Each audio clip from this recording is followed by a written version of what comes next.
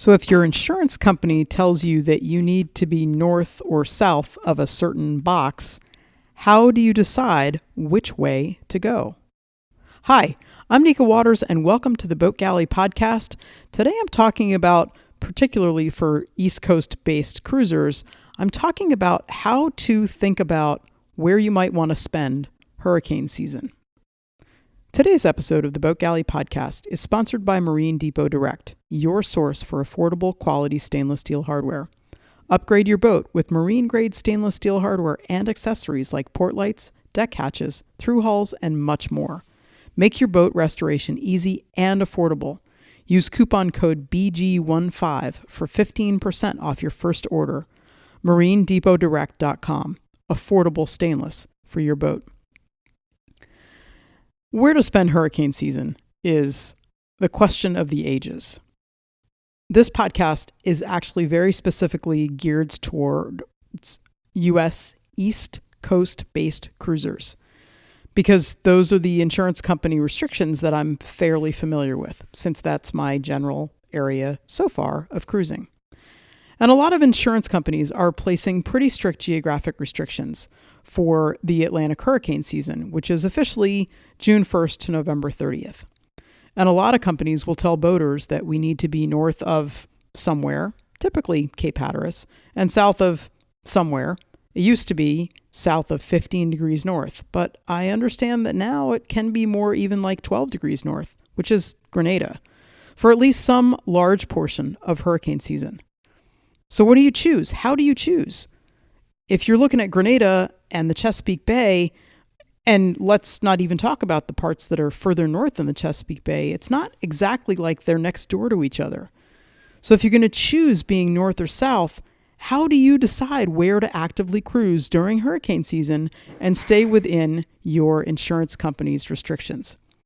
So here are 4 questions that might help you figure it out.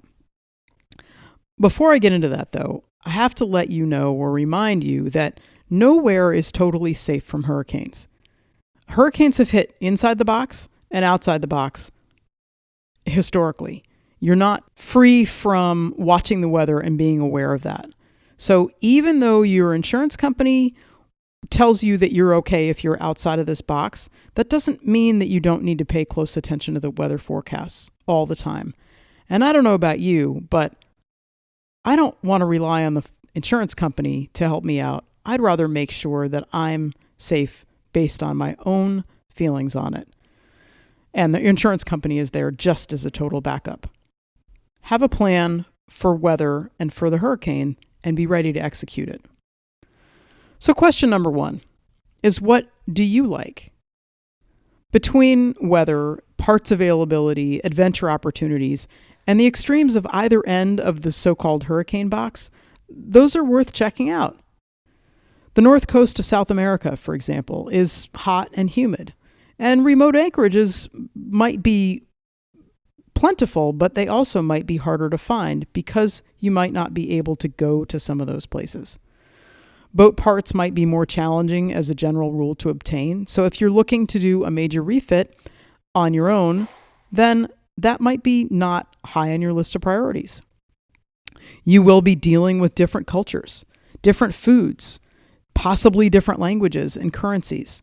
All that can add to your sense of excitement and might be exactly why you want to cruise, making the south end of the box your choice.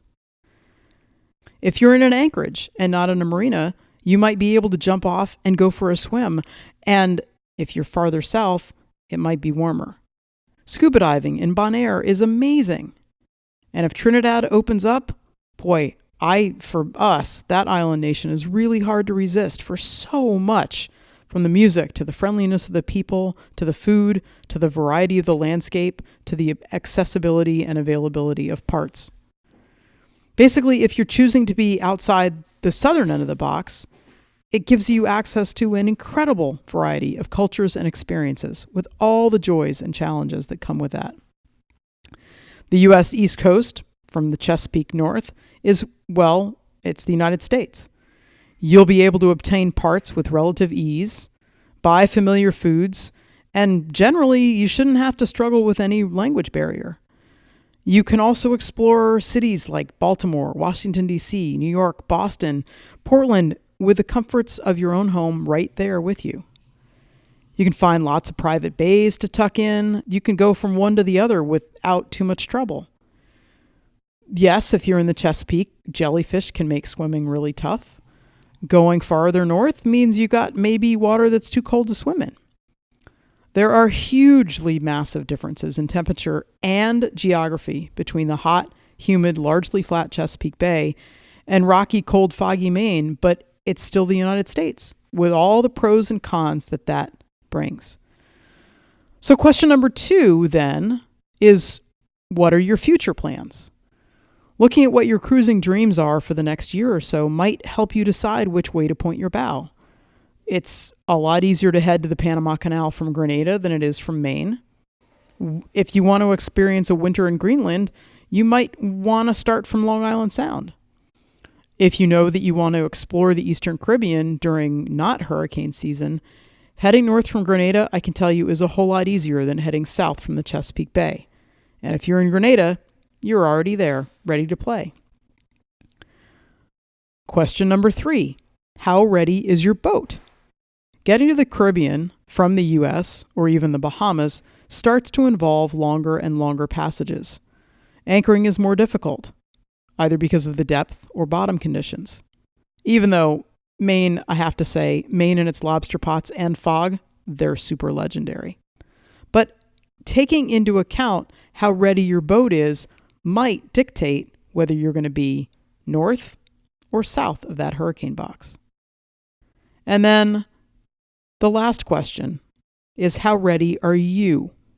If your ideal trek to your next destination is a short afternoon sail, and the thought of an overnight or even a multi-day passage makes you freak with worry, the United States East Coast is a little more conducive to that kind of cruising, where you can day sail and day hop, than going to Grenada and point south.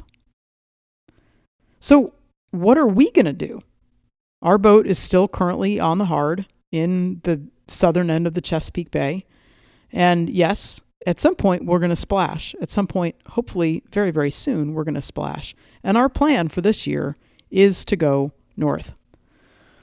We prefer to get out of the windless, muggy heat that's the Chesapeake. We're out of any hurricane box. We're really looking forward to the challenges of Maine. The chaos and large numbers of boaters in Long Island Sound make us a little bit worried, but less so than anything that we'd find in Florida.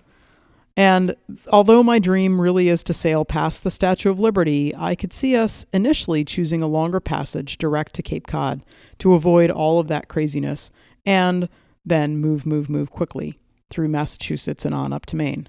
Or not.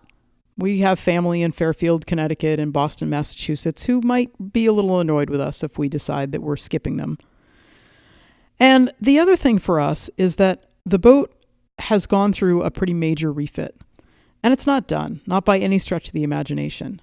If we were to head south to the Caribbean, even though right now it's hurricane season and it would not be great timing, that things are starting to spin off with some amount of regularity, we would like to be close to easy access to parts and places that we can pull in to do work. We don't know how the boat's going to be once we put her in the water. So we're treating this summer and a trip to Maine as a pretty good shakedown cruise. And then what do we want to do going forward? Well, a lot depends on how many boat projects are done. A lot depends on COVID restrictions in other countries and what COVID is doing. It may be that we are going to wind up in the States for another year working on the boat. And it may also be that we say, nope, we're still going to we know there are always boat projects to do, but maybe we can do them as we're on the way. Because really, in an ideal world, we'd like to go to the Caribbean in the wintertime. So our plan for this year is to go north. We're looking forward to the challenges of cruising in Maine. We're looking forward to the cool of Maine.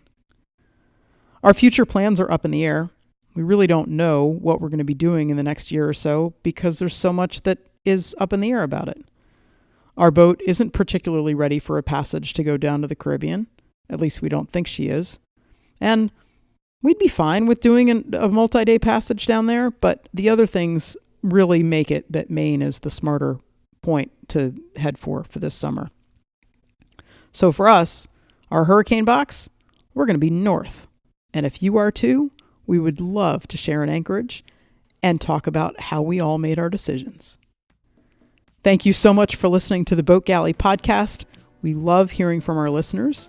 We love it when you leave us a review, and we love it when you share us with your friends. After all, the best things in life are things that we share with the people we love. Have the most spectacular week.